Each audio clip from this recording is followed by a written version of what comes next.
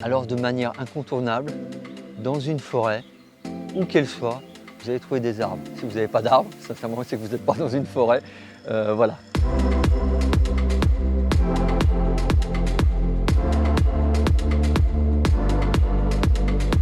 Alors les arbres, on peut retirer l'énergie de la nature, il n'y a pas de souci, chacun sa pratique, mais par contre, ils peuvent nous servir à quelque chose de très simple, la fameuse chaise.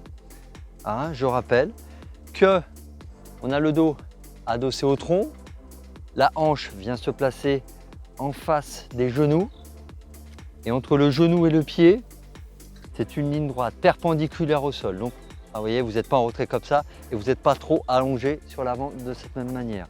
On ne pose pas ses mains pour un peu essayer de se reposer, voilà, vraiment. On les pose là, on les pose là, on les pose à la tête où on veut, sachant que si on les éloigne du corps, ça va être un peu plus difficile. Si vous maîtrisez cet exercice, déjà sur 3 répétitions de 30 secondes avec 15 secondes de récupération, vous allez introduire une chaise où vous allez reposer un moment juste sur l'avant du pied. De manière statique, vous allez ainsi renforcer le mollet, et voire même si vous voulez complexifier, hop, vous faites des petits mouvements comme ça. Je descends, je monte, voilà. Là, c'est un parfait exercice pour travailler en isométrique les quadriceps et les ischios. Et si vous mettez ce petit mouvement, eh bien vous allez travailler pleinement dans le mouvement vos mollets. À vous!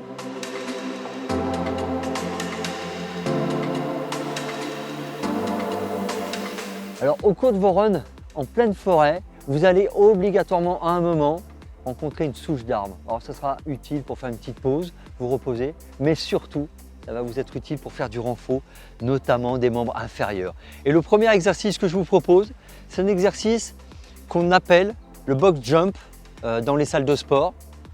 Je vais vous montrer en quoi ça consiste et après je vous explique exactement. Donc vous vous tenez face à la souche, hop, une impulsion, vous arrivez en position de squat et vous vous redressez. Vous redescendez tranquillement et, hop, et vous enchaînez. L'idée c'est d'être dynamique, hop, on arrive bien pied à plat dans la position de squat et on se redresse et là on redescend. Hop.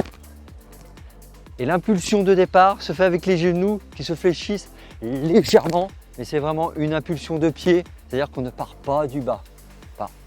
Hop. Hop.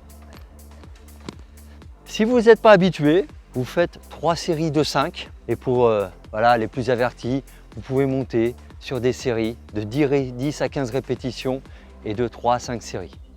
À vous!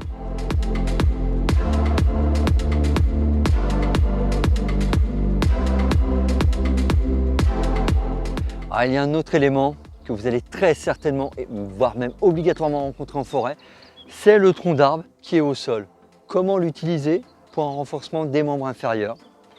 Je vous montre. Vous placez un pied derrière, alors, soit dans cette position, soit en l'inclinant. Là, il n'y a pas de préférence à part la vôtre. Et là, on descend le plus bas possible. On essaye d'avoir la hanche en face du genou et on reste le plus gainé possible et on remonte. On reste bien gainé. On ne bascule pas à l'avant au moment où on descend. On reste vraiment bien gainé.